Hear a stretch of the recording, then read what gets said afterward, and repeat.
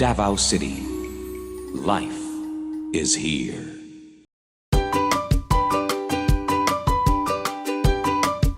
Kumusta na kamo mga bata? Ako gihapon inyong makauban karong si Manaha. Ako si Teacher Sheila. Kinsa ganit ko? Tama. Maayo kay nakahinumdum paghihapon mo kanako. Ako naginaot nga anaa ka mo sa maayong kahintang. Malipayon ug andam makakaton. Andam na ba mo? Maayo kay andam na di ay mo. Balikan usab nato ang atong natun-an kadtong niaging semana. Nakahinumdum pa ba mo? Tama. Mahitungod kini sa mga tekstura. Unsa ganitong upat ka klase nga tekstura? Maayo, kay nakahinumdum pa kamo. Ang hamis, ang sapnot, ang humok, ug ang gahion. Isulti ko no kung unsang tekstura aning mga hulagway. Gapas, unsay tekstura niini? Tama. Humok ang tekstura niini. Ang helmet, unsay tekstura niini? Tama. Usa kini nga gahion. Plato, unsay tekstura niini? Tama. Hamis ang tekstura sa plato. Hollow block, unsay tekstura niini? Tama. Usa kini kasapnot. Maayo, wala ninyo nakalimtan ang inyong nasabtan sa atong leksyon katong niaging semana. Karong semana, tun-an nato ang pamaagi sa pag-atiman sa palibot. Atong basahon may tungod sa basura. Ang luwal sa istorya mahitungod sa epekto sa basura. Gisulat ni Ivy A. Alabata, gihanay ni Joan A. Lopez o Gria de Villano. Kidibuho ni Don A. Magilimbutan. Si Gardo usa ka batang hugawan. Bisan asa niya ilabay ang mga panis sa biskwit o candy. Pag uli niya gikan sa eskwelahan, mibundak ang kusog nga ulan ug ning baha. Tungod sa mga basura nga gipanglabay sa mga tao ug ni Gardo, mingbara ang mga basura sa kanal. Hinungdan sa pagtaas sa tubig o mingbaha. Nihilak si Gardo kay di siya kauli. Sukad sa panghitabo nga nadagatan ni Gardo, gilabay na niya ang iyang basura sa sakto nga basurahan. Adunay duha ka klase sa basura. Ang una, ang gitawag natong biodegradable o butang nga madugta. Ang ikaduha, mao ang ginatawag natong non-biodegradable o butang nga dili madugta. Biodegradable, papel, bukog sa isda, panit sa gulay, panit sa prutas, ug dahon. Mao kini ang butang nga madugta ug malata.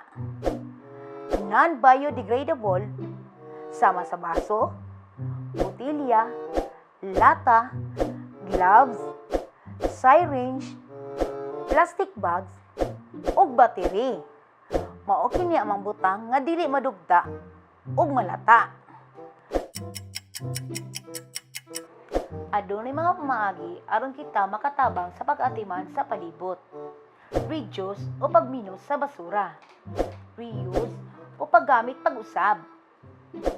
Recycle o pag-usab. O restore o baguhon. Reduce o pagminos sa basura. Ang matag balay mahimo makatabang sa pagkontrol nga dili madagan ang basura. Sama sa paggamit sa eco bag sa pagmamalingke o paggrocery aron kini magamit sa makadaghan. Reuse o paggamit pag-usab. Dili kanunay kinahanglan ang usa ka bagong papel o sanina. Ang usa ka papel mahimong gamiton isip papel sa pagputos o gamiton ang limpyo nga bahin sa gilabay nga material nga papel. Ang sanina mahimo kining gamiton pag-usab sa atong manghod o ihatag aron magamit kini sa uban. mahimong gamiton isip usa ka trapo o paghimo og habol. Recycle o pag-usab. Dili ilabog ang mga lata, botelya, ug mantala. Mahimo kining mga butang nga magamit pa. Pananglitan. Ang lata mahimong butanganan sa mga lapis o pwede kining tamnan og mga tanom. Ang botelya mahimong butanganan og mga bulak. Ug ang mantala mahimong buhatong basket nga papel. Restore o baguon. Ang nabungkag o guba nga mga butang mahimong ngayohon. Ang mga gisi nga biste mahimong tahion. Ang daan nga mga kasangkapan mahimong pintalan pag-usab aron bag-o tan-awon. Unsa tong duha ka klase sa basura? Tama! Ang biodegradable o butang nga madugta o ang non-biodegradable butang nga dili madugta. Unsa tong upat ka maagi nga kita makatabang sa palibot? Tama! Ang una, reduce o pagminos sa basura. Ang ikaduha, reuse o paggamit pag-usab. Ang ikatulo, recycle o pag-usab. Ug ang ikaupat, restore o baguhon.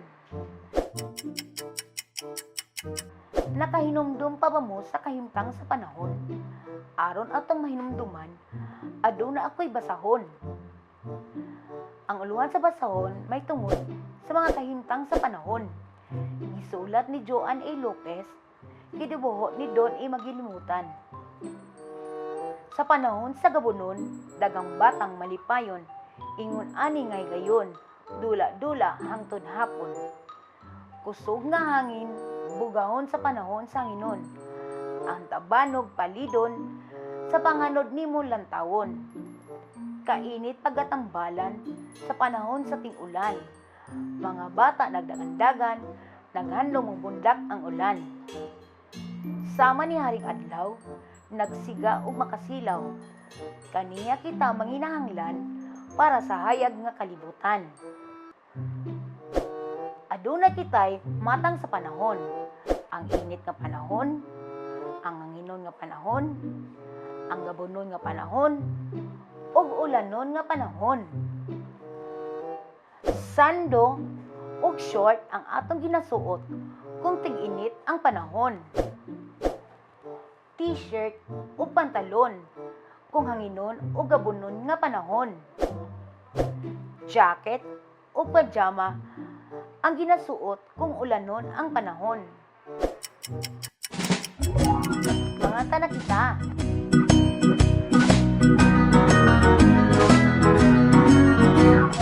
Ang M kay ang M kay dunay tingog ang letra. Ang M kay ang A kay A, ang A kay A. Dunay tingog ang letra. Ang A kay A, ang T kay T, ang T kay T. Dunay tingog ang letra. Ang T kay T, ang Y kay Y, ang Y kay Y. Dunay tingog ang letra. Ang Y kay Y, ang O kay O, ang O kay O.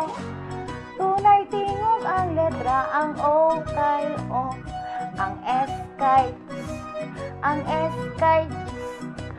Dunay tingog ang letra. Ang S kay S, ang U kay U, ang U kay U. Dunay tingog ang letra. Ang U kay U, ang K kay K, ang K kay K. Dunay tingog ang letra. Ang K kay K, ang I kay I, ang I kay I. Dunay tingog ang letra. Ang I kay I, ang N kay N, ang N kay N. Dunay tingog ang letra. Ang N kay N, ang I kay E, ang I kay E. Dunay tingog ang letra. Ang I kay E, ang L kay L, ang L kay L. Dunay tingog ang letra. letra ang L kay L, ang P kay dunay tingog ang letra ang P kay ang B kay B, ang D kay B. Dunay tingog ang letra ang B kay B, ang G kay G, ang G kay G. Dunay tingog ang letra ang G kay G, ang H kay ang H kay. Dunay tingog ang letra ang H kay ang W kay W, ang W kay W. Dunay tingog ang letra ang W kay W, ang R kay R, ang R kay R. Dunay tingog ang letra ang R kay R. Mao kadto ang mga letra nga inyong natun-an katong niaging semana. Karon aduna pud tay bag-ong makatunan nga bag-ong letra. Ang letrang NG. Unsay ngalan ini? Tama. Kini ang letrang NG. Adunay dako nga letrang NG ug gamay nga letrang NG. Dako na NG, gamay na NG. Adunay tingog ang letrang NG. Ang tingog ni ini kay nga. Kamo daw be? Maayo. Adunay mga butang o pulong nga nagsugod sa tingog nga nga. Nga nga. Nga, nga, nga. Nga nga. Ngabil. Nga, nga, ngabil. Ngipon. Nga, nga, nga. Ngipon. Ngisi. Nga, nga, nga. Ngisi. Karon atong tun-an unsaon pagsulat sa dako o gamay nga letrang NG. Kay duha ka letra man ang NG, unahon na to ang letrang N. Pagkahuman ang G aron maporma ang letrang NG. Sa inyong papel, letrang N, linya nga patindog, sandig, tindog. Usa pa, linya nga patindog, sandig, tindog. Letrang G, itapot sa pagsulat sa letrang N.